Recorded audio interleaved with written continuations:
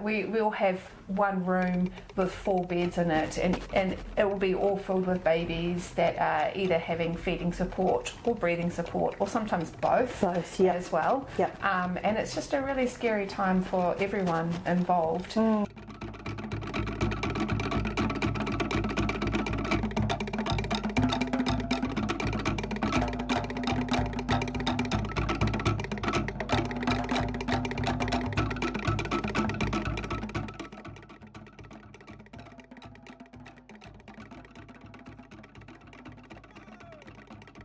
Today we have Dr. Amy Niels, who's one of our local paediatricians here at the hospital, on our podcast today. And this is the start of our winter series, and I thought maybe let's bring in the experts, but also a face of our community, and one of our experts in the paediatricians in our hospital. So thank you, Amy, for coming in today. No, thank you for inviting me. And Amy's one of my close colleagues. She was one of my supervisors when I was training as well. So really good to make that connection. Today I really just wanted to hone in on our winter illnesses. We are in the midst of winter, and we're seeing a lot of our babies, toddlers, even up until school age children that are coming in who are really unwell. But we know that we see them out here in the community, and then a lot of them come into hospital. So one of the what we're seeing a lot is bronchiolitis, or our babies having bronchiolitis. So I wanted to hear from you, what's bronchiolitis, and what are you seeing in the hospital? Sure. So bronchiolitis is a viral infection. In adults it would be a cough or a cold type symptoms, but in our younger babies, because their lungs and chest are just smaller, it just impacts them more strongly. And bronchiolitis is really seen in our under ones. And what you'll usually notice is they're more chesty. Often they might be putting more effort in with their breathing, kind of working really hard, and then the other thing is it usually impacts their feeding as well. They're not so good at drinking. Often they won't want to eat any solids at all, and they may have fevers throughout this time as well. Yeah.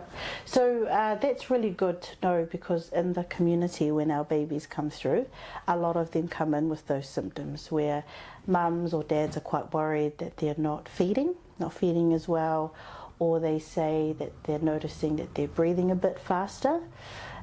One of the tests that we try to do in the community before calling the hospital is the swab test. So we have what we call a rapid antigen that can test for COVID, RSV, and influenza. What's your thoughts around that? I think it's a really, really useful test to be done. It doesn't change the treatment that we do, because bronchiolitis, because it's a virus, there is no treatment to help them get better.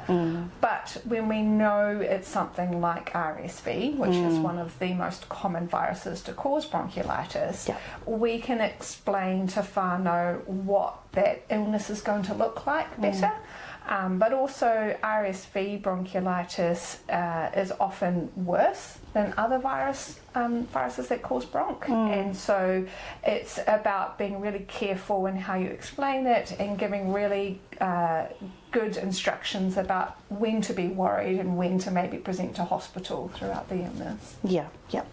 And so when you see babies that have bronchiolitis that are caused by RSV, what are they like in hospital?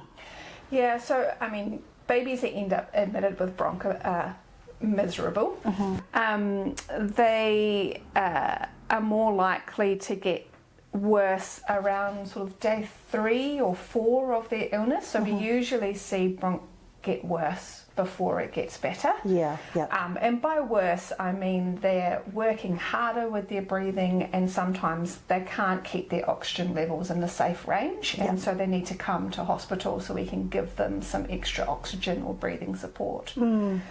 And often they're feeding, they just can't keep up with what they need to take in, and we start seeing them get dehydrated. And so we need to have ways that we get fluid into them in the ward as well. And RSV just typically hits those under ones much harder than other viruses. Yep. So knowing in advance that it's RSV just again lets us predict what their illness might look like. So I've worked on the ward as well. So I did my training on the pediatric ward, and I remember seeing, I guess amongst winter, they would just, the whole ward would be all RSV. And would have to set them up in different rooms and make sure that we try and isolate them and put them all in the same room. The hardest for me, or what I remember, was babies being on the high flow or the machine. That was really hard for parents to see their children all of a sudden being well and happy, and now being on these machines that help them breathe. Do you see that? Is that still happening now in the hospital? Yeah. Unfortunately. I mean, it's not that the treatment is going to make them get better any faster. It's their body just needs to recover from the virus on its own. But we support them if they're working really hard with their breathing or can't keep their oxygen levels up. Then we put them onto different forms of support.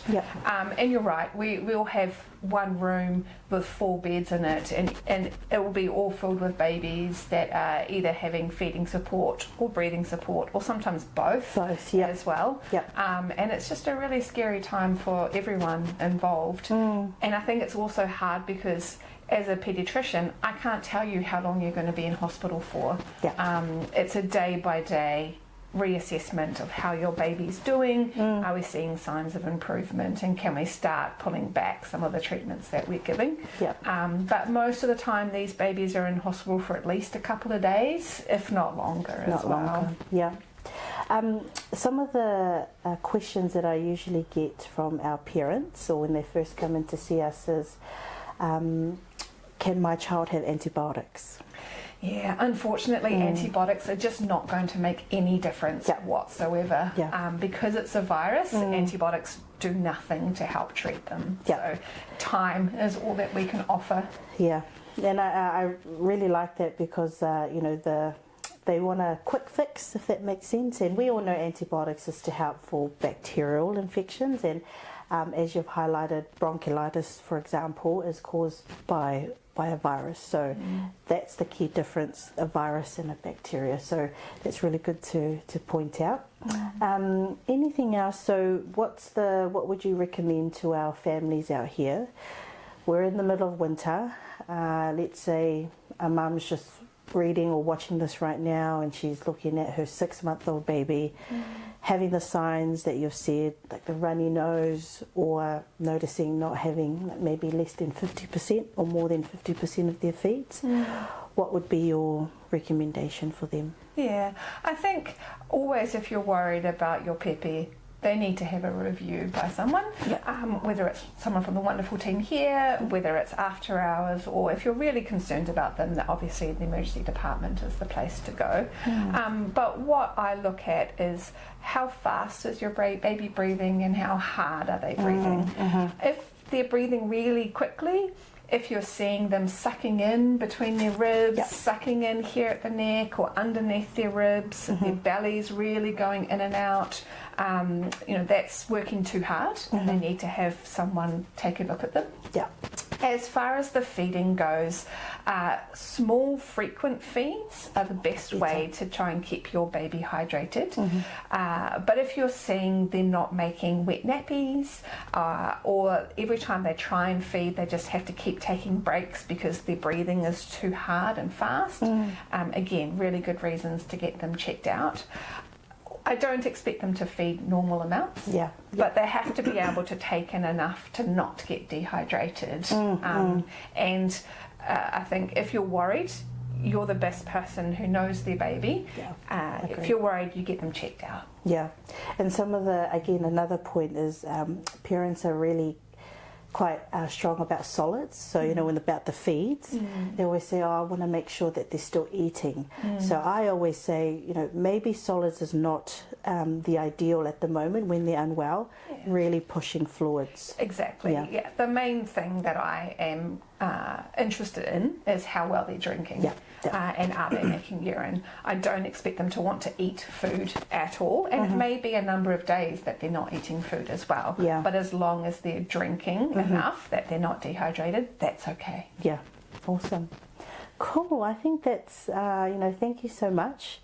You know, it's really great to hear from the experts and just to give us a glimpse of what it's like in the hospital. But also how can we help out here in the community as well. So I think one of the key points that we've highlighted today is bronchiolitis is a viral infection. So antibiotics is it's not the first line of treatment. We know the signs and symptoms and how really severe it can get and what it looks like in the hospital. It can take a few days for our babies to they get it worse in the first couple of days, but they will get a bit better. But signs and symptoms is to really look out for their feed. So pushing the fluids is more important. And also keeping our families well, warm and dry. We all know, we always talk about keeping our houses warm and dry, smoke-free homes, and vaccinations is really key.